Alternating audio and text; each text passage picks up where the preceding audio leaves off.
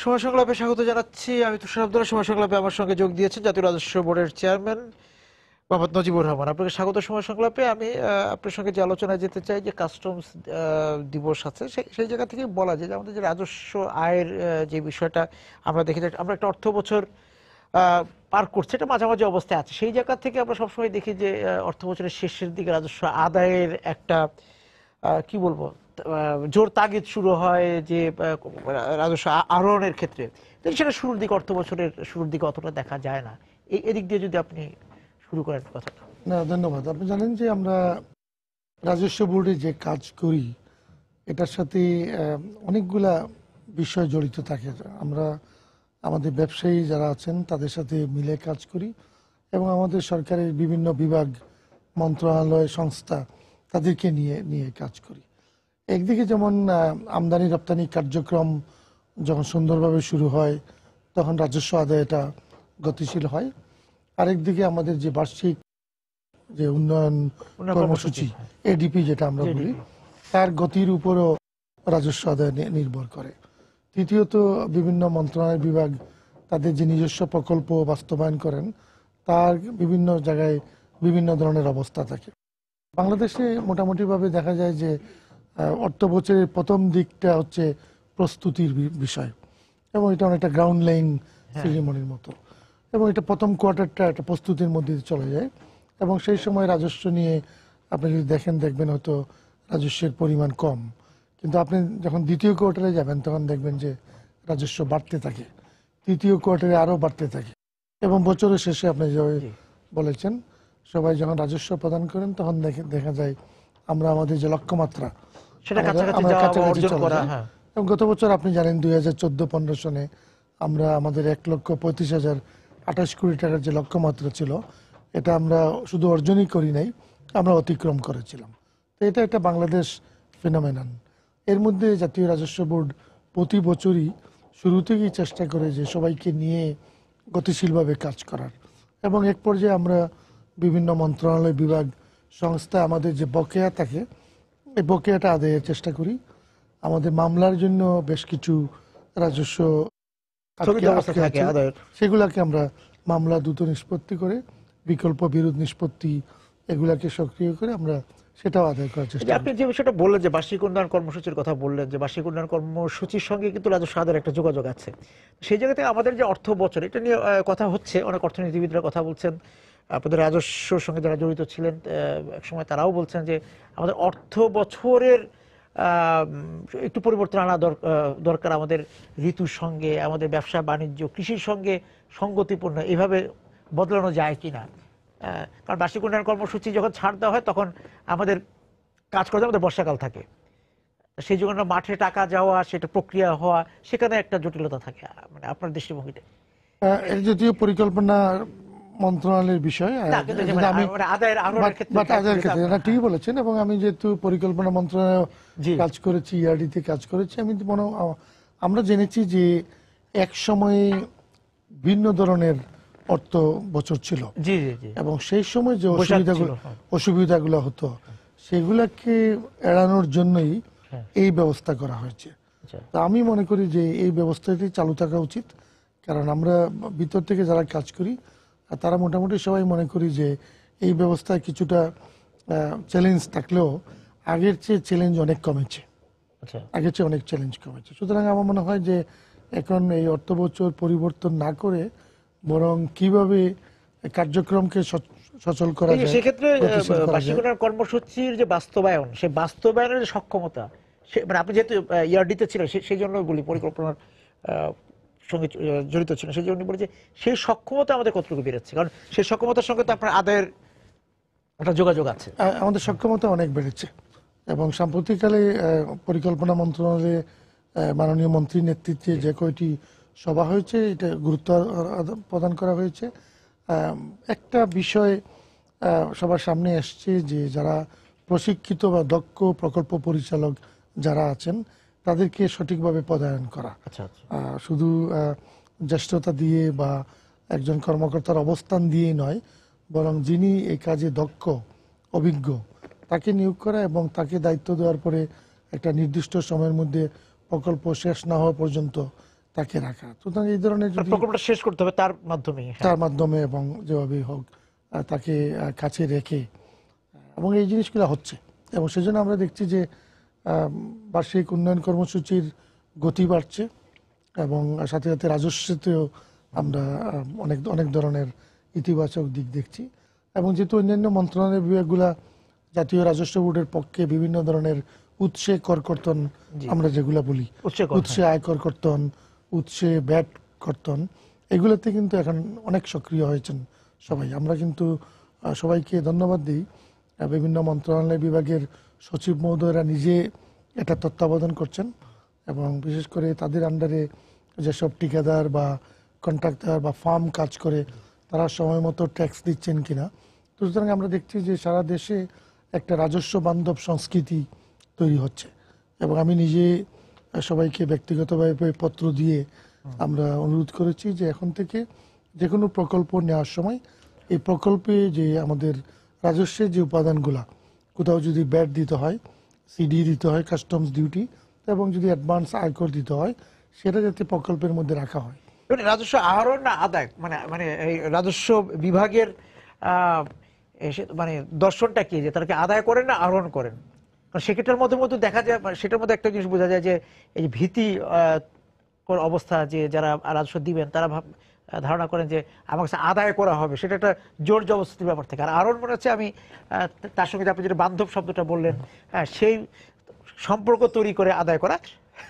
এটা অত্যন্ত সুন্দর একটা বিষয় নিয়ে আসছেন আপনি। এটা আসলে আমাদের যে একটা সংস্কৃতির যে পরিবর্তন হচ্ছে সেটার দিকেও আমাদের দৃষ্টি নিক্ষেপ করে।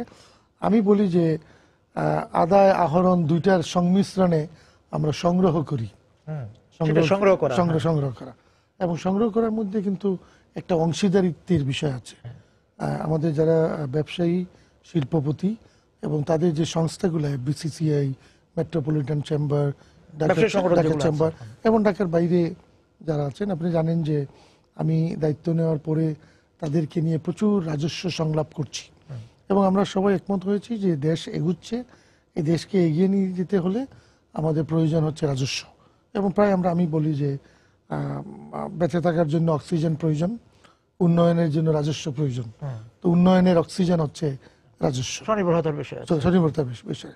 এবং আমাদের সম্মানিত ব্যবসায়ী শিল্পপতিদের মধ্যে আয়কর বা শুল্ক বা ব্যাট দেওয়ার একটা প্রবণতা আছে। আমরা আজকাল দেখছি যে খুব কম ক্ষেত্রেই মিথ্যা ঘোষণা দিয়ে ফাঁকির জায়গাটা খুব কমে যাচ্ছে। আমাদের যেটা এই মুহূর্তে চ্যালেঞ্জ, এবং মাননীয় প্রধানমন্ত্রী আমাদেরকে যে পরামর্শ দিয়েছেন, যে সেটা হচ্ছে যে জনসাধারণের উপর কর বার না বাড়িয়ে কর নেটটাকে সম্প্রসারণ করা, ক্ষেত্র বাড়িয়ে। আমরা সেজন্য নতুন নতুন ক্ষেত্র খুঁজছি এবং আমাদের অর্থনীতিতে যে অন্তর্নিহিত সম্ভাবনা আছে। আপনি জানেন যে আমি পরিসংখ্যান সচিব হিসেবে 2013 সনে যে অর্থনৈতিক শুমারি করলাম, অর্থনৈতিক শুমারিতে কিন্তু আমাদের সম্ভাবনার বিভিন্ন দিক উঠে আসছে। আমাদের এখন এই মুহূর্তে প্রয়োজন হচ্ছে সবাইকে নিয়ে আমাদের রাজস্ব পরিবারকে, 3টি বিভাগকে, আমাদের কাস্টমস, আয়কর এবং ভ্যাট বিভাগকে, সেগুলোর থেকে সুযোগটা গ্রহণ করা এবং সেটাকে আহরণ করা বা সংগ্রহ করা, যেটা আপনি বললেন। এবং কোথাও কোথাও আদায়ের বিষয় আছে, অনেকে আছেন সেখানে আদায় করতে হবে। এবং আমাদের নীতি হচ্ছে যে আমরা সৎ ব্যবসায়ীদের প্রণোদনা দিচ্ছি, অসৎ ব্যবসায়ীদের ব্যাপারে আমরা আইনের প্রয়োগ করছি এবং এটা অত্যন্ত সুন্দরভাবে আমরা করছি। আমাদের এখানে একটা সুশাসন এবং আধুনিক ব্যবস্থাপনা কাঠামো, মহামান্য রাষ্ট্রপতির বক্তৃতায় আপনি দেখবেন যে সংসদে উনি 20 জানুয়ারি বলেছেন, এই পদ্ধতিতে আমরা কাজ করছি। অর্থাৎ এখানে সূত্র হচ্ছে যে দুষ্টের দমন, শিষ্টের লালন। যারা ভালো ব্যবসায়ী আছেন তাদেরকে আমরা প্রণোদনা দিচ্ছি, অসৎ ব্যবসায়ীদের আমরা আইন প্রয়োগ করছি এবং তারা যখন মিথ্যা ঘোষণা দিয়ে জিনিসপত্র আমদানি করেন, আয়কর ফাঁকি দেন অথবা ব্যাট জনগণের কাছ থেকে সংগ্রহ করে সরকারি কোষাগারে জমা দেন না, সেই ক্ষেত্রে আমরা বিভিন্ন ধরনের ব্যবস্থা নিচ্ছি। একটা বিষয় যেতে চাই, খুব এটা বিব্রতকর কিনা জানি না, কিন্তু এটা মানে অনেক আগে থেকেই বলে আসা হচ্ছে, মানে সেই জায়গা থেকে বলা হয় যে ফাঁকি যে শব্দটা, তার সঙ্গে ফাঁকি দেওয়ার ক্ষেত্রে যে প্রণোদনা, যারা ফাঁকি মানে আপনি আহরণের জন্য প্রণোদনা দিচ্ছেন, যে যারা কর দিচ্ছেন, স্বপ্রণোদিত হয়ে দিচ্ছেন বা আপনাদের অনুরোধে দিচ্ছেন, আপনাদের চেষ্টার কারণে দিচ্ছেন, সে তাদেরকে অবশ্যই প্রণোদনা দেবেন। যারা ফাঁকি দিবে তাদেরকে কঠোর হতে হবে। কিন্তু এই যারা ফাঁকি দিচ্ছে তাদেরকে প্রণোদনা, ফাঁকি দেওয়ার প্রণোদনা আবার এই শুল্ক বিভাগের কেউ কেউ বা একটা মানে বলা হয় যে শুল্ক বিভাগের কেউ কেউ এটার সঙ্গে জড়িত থাকেন। তা এটা অনেক আগে থেকেই অভিযোগ, আমি জানি না এটা আপনাকে বিব্রত হবেন কিনা, কিন্তু এটা আসলে তো সবাই জানতেই চায়। না, এটা এটা এটা বিব্রতকর কোনো বিষয় নয়। হ্যাঁ, এটা বাস্তবকে বাস্তবতা বলে স্বীকার করতে হবে, এটা সমাজের বাস্তব। এবং এ ধরনের একটা অবস্থা ছিল বলে আমরা এর পরিবর্তন চাচ্ছি। ইতিমধ্যে আমরা যথেষ্ট অগ্রগতি সাধন করেছি। আমাদের একটা ফ্রেমওয়ার্ক আছে, আমি বলি জিরো টলারেন্স এগেনস্ট করাপশন, আচ্ছা, হ্যারাসমেন্ট, ইনডিসিপ্লিন এন্ড মিসকন্ডাক্ট, অর্থাৎ সকল প্রকার দুর্নীতি, হয়রানি, অসদাচরণ এবং বিশৃঙ্খলার বিরুদ্ধে একটা জিরো টলারেন্স পলিসি। তার আওতায় কিন্তু আমার সহকর্মীরা উদ্বুদ্ধ হয়েছেন। তাদের মধ্যে শুরু থেকেই যারা অত্যন্ত ইতিবাচক দৃষ্টিভঙ্গি নিয়ে কাজ করছেন, দেশের জন্য কাজ করছেন, আমি তাদেরকে বলি মাই গ্রিন কলিগস। আচ্ছা, তারা তারা হচ্ছেন সবুজ রঙের কলিগ। আচ্ছা, অনেকে আছেন মধ্যবর্তী স্থানে, আচ্ছা, তারা তাদেরকে আমি বলি হলুদ হলুদ চিহ্নিত কলিগ।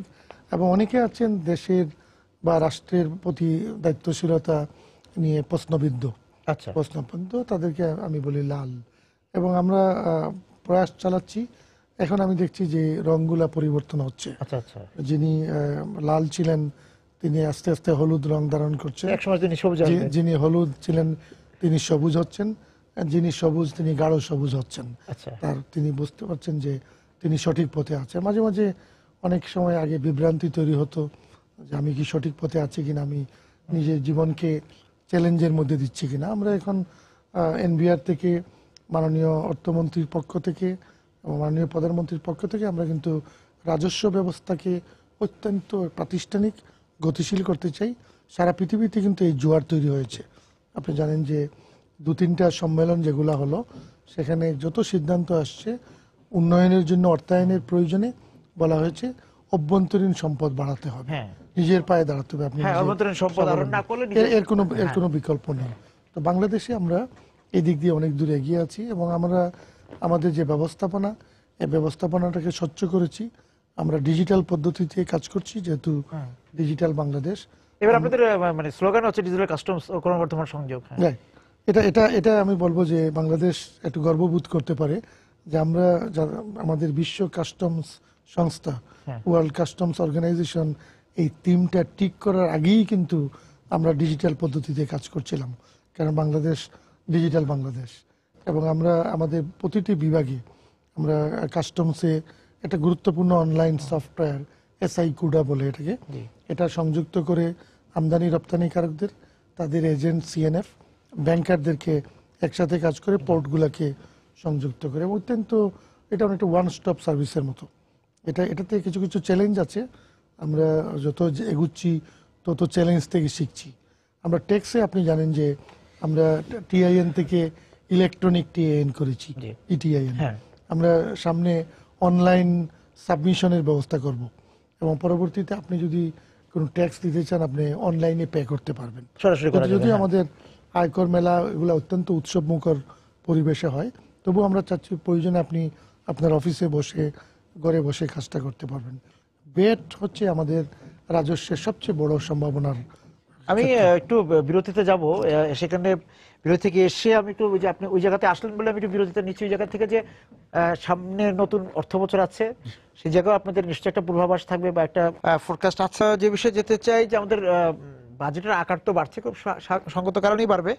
সেই জায়গা থেকে আমাদের রাজস্ব আয়ের তো লক্ষ্যমাত্রা সবসময় বাড়তে হবে। সেই জায়গা থেকে আপনাদের যে সামনের আগামী যে বাজেট হবে, সেই বাজেট 16-17 যে বাজেট, সেই জায়গায় আপনাদের কর জাল বিস্তৃত করার পরিকল্পনাটা কি?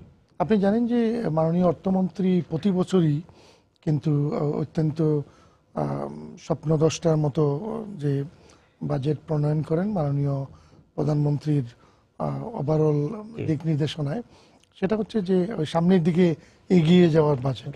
আমাদের তো প্রয়োজনও বাড়ছে, আমাদের অবকাঠামো নির্মাণ করতে হবে, আমাদের স্কুল কলেজের মান ভালো করতে হবে, আমাদের বিভিন্ন ধরনের যোগাযোগ ব্যবস্থা উন্নতি করতে হবে, আমাদের নতুন পোর্ট যেটা পায়রা বন্দর যেটা হচ্ছে এটাকে গড়ে তুলতে হবে, পদ্মা সেতুর কাজ শেষ করতে হবে। আমাদের কিন্তু রাজস্বের হ্যাঁ, মানে চাহিদা দাতা নির্ভরতা কমাতে হবে চাহিদা সার্বিকভাবে, বাড়ছে, এবং আমাদের বিদেশ থেকে আনার যে প্রবণতা ছিল এটা দিন দিন কমে যাচ্ছে।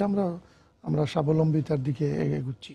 এই মিলিয়ে মাননীয় প্রধানমন্ত্রী এবং মাননীয় অর্থমন্ত্রী আলাপ আলোচনা করে প্রতি বছরই কিন্তু বাজেটের আকার বড় করেন, এবং আকার বড় হলে সেই ক্ষেত্রে রাজস্বের লক্ষ্যমাত্রা বড় হয়। আমরা দেখছি যে আমাদের 3টা ক্ষেত্রেই উল্লেখযোগ্য অগ্রগতি হচ্ছে। আমরা কাস্টমসে আমরা উল্লেখযোগ্য পরিমাণ রাজস্ব সংগ্রহ করছি। তবু যদিও আপনি জানেন এখন যেহেতু বাণিজ্য সহায়তার সময়, কাস্টমসে রাজস্ব বাড়ানো মূল লক্ষ্য নয়, বিভিন্ন ধরনের বাণিজ্যিক সহায়তা দিয়ে। কারণ আমরা যেমন রেডিমেডস গার্মেন্টসকে শুল্ক অব্যাহতি দিয়ে আমাদের প্রতিযোগিতামূলক যে গার্মেন্টস শিল্প তৈরি করেছে, এটা সারা পৃথিবীতে একটা গুরুত্বপূর্ণ বাজার দখল শিল্পকে করেছে। প্রণোদনা দিতে কর অবকাশ সুবিধা দিতে হয়। আয়করের ক্ষেত্রে আমরা যেটা করছি, আমরা নতুন নতুন জরিপ করছি, এবং জরিপ করে আমরা করনেটের আকার বিস্তৃত করছি। আমরা নতুন কিছু অফিস তৈরি করছি উপজেলা পর্যায়ে। আগে সাধারণত জেলা পর্যায়ে সীমিত ছিল, উপজেলা পর্যন্ত, এবং উপজেলা পর্যন্ত যাচ্ছি। এবং আমরা যেসব উপজেলায় অর্থনৈতিক সম্ভাবনা বেশি সেগুলোতে আমরা গিয়ে, সম্প্রতি আমরা ঢাকার কেরানীগঞ্জে গিয়ে রাজস্ব সংলাপ করলাম। মাননীয় প্রতিমন্ত্রী তার নির্বাচনী এলাকায় নিয়ে গিয়েছিলেন, মাননীয় বিদ্যুৎ প্রতিমন্ত্রী, এবং সেখানে জনগণের মধ্যে একটা অভূতপূর্ব সাড়া দেখলাম। আমি নিজে কক্সবাজার গিয়েছিলাম। কক্সবাজার জানেন আপনাদের পর্যটন শিল্পের একটি সম্ভাবনাময় এলাকা। সেখানে গিয়ে আমরা এরকম সাড়া পেলাম। সবচেয়ে বেশি উৎসাহিত করেছিল আমাদেরকে এই রাজস্ব সংলাপে স্কুল কলেজ থেকে ছাত্রছাত্রী আসছিল। তারা জানতে চায় যে আসলে ভবিষ্যতে তাদেরকে কি করতে হবে, এবং তারা বলে তারা এখনই দায়িত্ব পালন করতে পারবে। তারা তাদের অভিভাবকদেরকে উদ্বুদ্ধ করবে ঠিকমতো রাজস্ব দেওয়ার জন্য, এবং ভবিষ্যতে তাদের কেউ কেউ ব্যবসা বাণিজ্যে গেলে তারা সঠিকভাবে বিভিন্ন, মানে এখন তো রেস্টুরেন্টে বা কোনো কিছু কিনতে গেলেও তাকে ভ্যাট দিতে হচ্ছে। এটা এই ক্ষেত্রে কিন্তু তারা অত্যন্ত গুরুত্বপূর্ণ ভূমিকা পালন করছে। তারা স্টুডেন্টরা যাতে ব্যাট আদায়ে কোথাও কোনো কারচুপি না হয় সেজন্য তারা মোবাইল অ্যাপস তৈরি করেছে। এটাকে বলা হয় ব্যাট চেকার অ্যাপস, এবং এটা ফেসবুকে সামাজিক যোগাযোগ মাধ্যমে এটা কিন্তু অত্যন্ত একটা জনপ্রিয় বিষয়। ফেসবুকে তুলেও দিচ্ছে যে কোন দোকানে যদি তাকে মানে ওই নীল রশিদটা না দেয় সেটা তারা তুলে দিচ্ছে, এবং সাথে সাথে আমাদের সহকর্মী যারা আছেন সেখানে তাৎক্ষণিকভাবে গিয়ে পরিদর্শন করে সেটা করছে। কিন্তু স্টুডেন্টরা যেটা করেছে, ব্যাট চেকার অ্যাপস, MISTর 3 জন ছাত্র এবং বুয়েটের 1 জন ছাত্র, 4 জন মিলে তারা মোবাইল অ্যাপস তৈরি করেছে। অ্যাপস দিয়ে আপনি যদি কোথাও যান, খেয়ে যদি আপনাকে বিল দেওয়ার পরে রসিদ দেওয়া হয়, রসিদে যে নিবন্ধনটা আছে, নম্বরটি যেটা আছে, ওইটা আছে, ওইটার সাথে সাথে তারা ওটা চেক করে দেখবে যে এটা আসল না নকল, সঠিক কিনা, এবং টাকাটা ইতে যাচ্ছে কিনা, NBR এর বা ব্যাট বিভাগে যাচ্ছে কিনা। এবং সেভাবে কিন্তু তারা প্রচুর পরিমাণে বিভিন্ন ক্ষেত্রে যে ফাঁকিবাজির যে বিষয়টা আছে সেটা তুলে ধরেছে, এবং আমাদের সহকর্মীরা সেখানে গিয়ে তাদের অভিযান চালাচ্ছে। এতে সকলের মধ্যে একটা সচেতনতা আসছে। আমরা অত্যন্ত উদ্বুদ্ধ যে আমরা রাজস্ব আদায় আমরা একা নই, সুতরাং আমাদের লক্ষ্যমাত্রা যত বড়ই হোক না কেন সবাইকে নিয়ে আমরা এগিয়ে যাচ্ছি। আমি একটু গণমাধ্যমে একটা বিষয় দেখলাম যে এই যে আপনাদের যে আপনারা অনেক সত্যি কথা যে এই যে আপনাদের যে রাজস্ব সংলাপের কথা বলছেন, তারপর হচ্ছে কর মেলা হচ্ছে, ভ্যাট মূসক দিবস হচ্ছে, মানুষকে এই দিকে কাস্টমস দিবস হচ্ছে, সবকিছু হচ্ছে। এর পাশাপাশি আমরা দেখলাম যে র্যাপিড অ্যাকশন ব্যাটালিয়ন র্যাব বলছে যে তারা আপনাদের সহযোগী হতে চায় ভ্যাট আদায়ের ক্ষেত্রে বা আরোহণের ক্ষেত্রে, যেভাবে বলি না কেন। কাস্টমস আইনে তো আছে যে আপনার ইচ্ছাগুলো সহায়তা নিতে পারে, এরকম একটা তো বিষয় আছে। র্যাবকে নিয়ে আমরা নতুন কোনো আইনের উদ্যোগ নিচ্ছি না।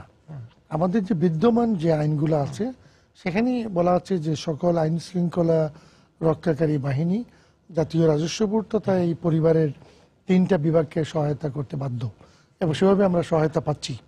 আমি যে রাজস্ব সংলাপে যাই সেখানে অংশগ্রহণকারী ব্যবসায়ী, তাদের সংগঠন, চেম্বার, বিভিন্ন ধরনের গণ্যমান্য ব্যক্তিবর্গ, স্থানীয় নির্বাচিত প্রতিনিধি এবং আইন শৃঙ্খলা বাহিনী, পুলিশ প্রশাসন, জেলা প্রশাসন, উপজেলা প্রশাসন, বিভাগীয় প্রশাসন সবাই থাকেন, সকলেই সহযোগিতা পাচ্ছি। তারা যুক্ত আছেন, আচ্ছা। এখানে নতুন ভাবে করার কিছু নেই। আপনাদেরও তো কাস্টমস গোয়েন্দা আছে, বিভিন্ন রকম ভাবে খবর আপনারা পাচ্ছেন, সেগুলো তো আছে আপনাদের।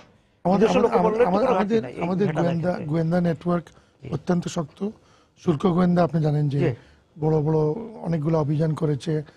দুদিন আগেই তারা বিমানবন্দরে প্রায় 29 কেজি স্বর্ণ ধরলো।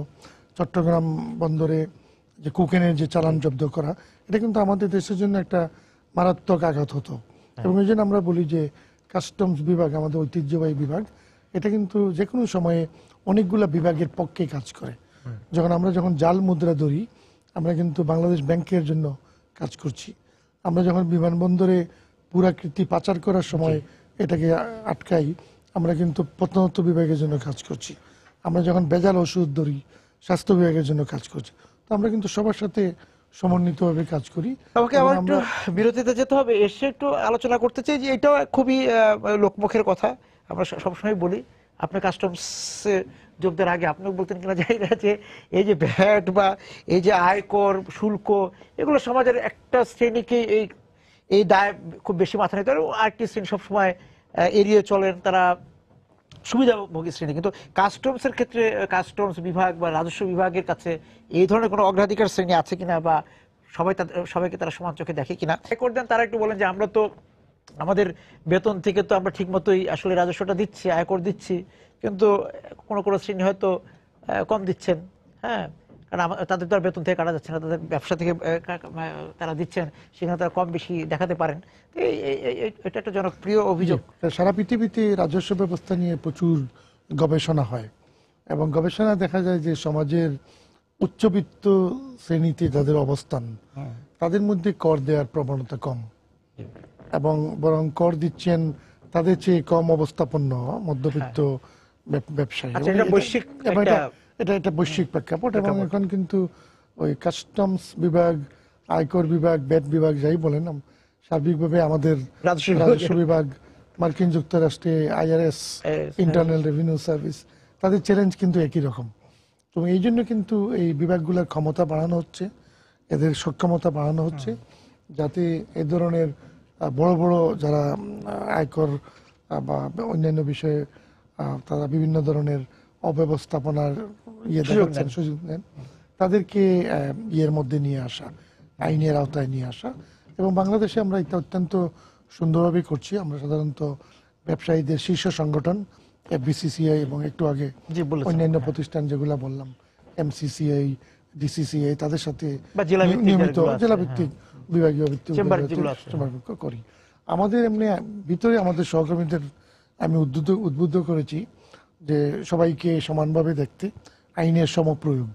তো যারা সঠিকভাবে কাজ করবেন, আমদানি রপ্তানি করবেন, নিয়মিতভাবে আয়কর দিবেন, ভ্যাট প্রদান করবেন, এবং তাদেরকে সম্মানিত করার জন্যই আন্তর্জাতিক কাস্টম দিবসে, আয়কর দিবসে এবং মূসক সপ্তাহে বা ভ্যাট সপ্তাহে আমরা বিভিন্ন ধরনের সম্মাননা প্রদান করি।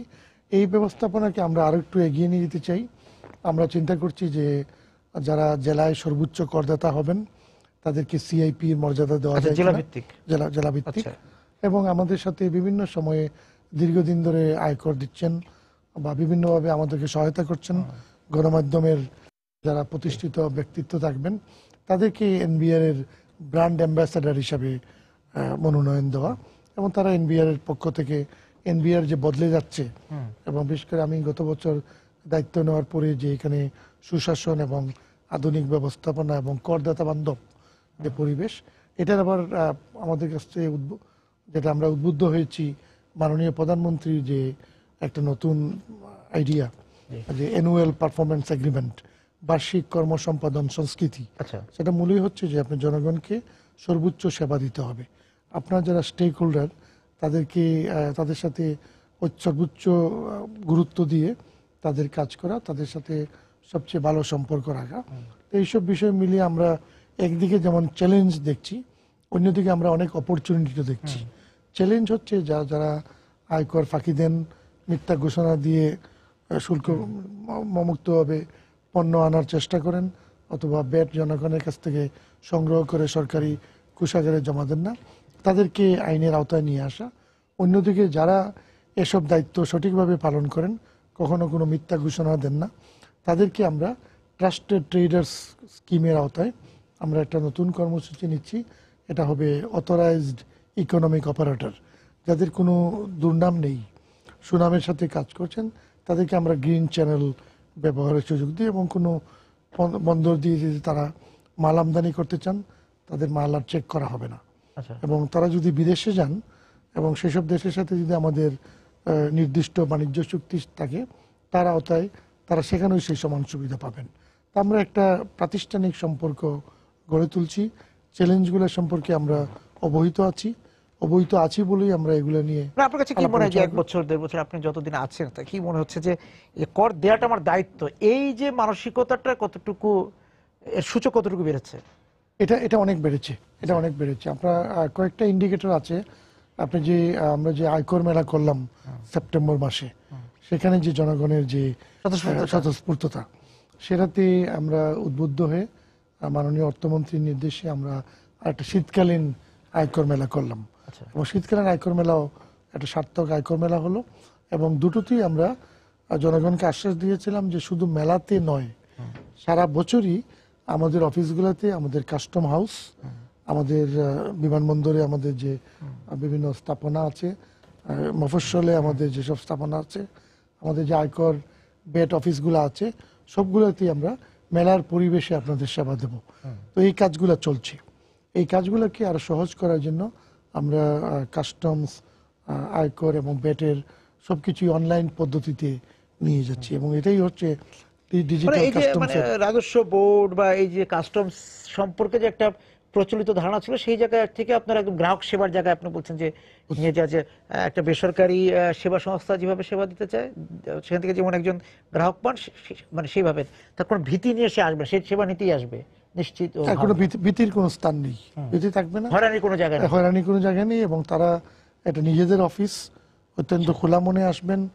অফিসগুলা তাদেরকে অভ্যর্থনা জানাবে, তাদের হাসি মুখে তাদের সেবা দিবে এবং তাদেরকে আবার আহ্বান জানাবে যে যখনই প্রয়োজন হয় তখনই আসবে। এই জন্য আমরা বলছি যে এখন আমরা একটা নতুন এনবিআর পরিচালনা করছি, যেটা হচ্ছে ব্যবসা বান্ধব, এটা হচ্ছে করদাতা বান্ধব এবং জনবান্ধব, অবশ্যই মিডিয়া বান্ধব।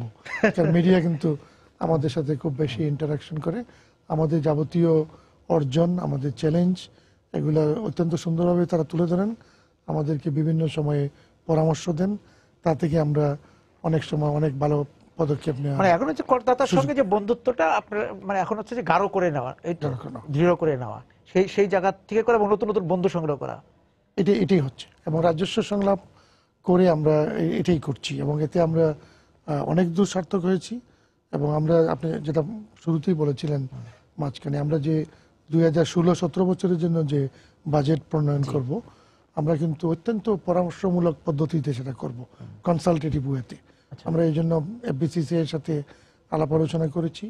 আমরা শীঘ্রই তাদের সবার কাছ থেকে মতামত নিয়ে করবেন, কোথায় তাদেরকে সুবিধা দেওয়া প্রয়োজন, কোথায় রাজস্ব বাড়ানোর সুযোগ আছে, সেগুলো নির্ণয় করে আমরা চূড়ান্তভাবে সকলের সাথে আলাপ করে, গত বছর আমরা প্রায় 500টি অ্যাসোসিয়েশনের সাথে আলাপ করেছিলাম। এবার আমরা আরো ঢাকার বাইরে গিয়ে আলাপ আলোচনা শুরু করেছি। আমরা মনে করি যে আগামী বাজেট প্রক্রিয়া আরো বেশি সমৃদ্ধ হবে। আমাদের সময় শেষ, আমাদের শেষ করতে হচ্ছে। আমাদের প্রত্যাশা থাকবে যে করদাতাদের সঙ্গে আপনাদের বন্ধুত্বের যে বন্ধন সেটা আরো সুদৃঢ় হোক, সেই শুভকামনা থাকলো। আপনাকে অনেক ধন্যবাদ আমাদের সঙ্গে আজকে এই অনুষ্ঠানে যোগ দেওয়ার জন্য। দর্শক যারা ছিলেন আজকে সময় সংলাপের সঙ্গে এতক্ষণ এই আলোচনায়, আপনাদেরকেও ধন্যবাদ জানিয়ে শেষ করছি আজকে সময় সংলাপ। দেখা হবে আগামী দিন। সবাই সুন্দর থাকুন, নিরাপদে থাকুন।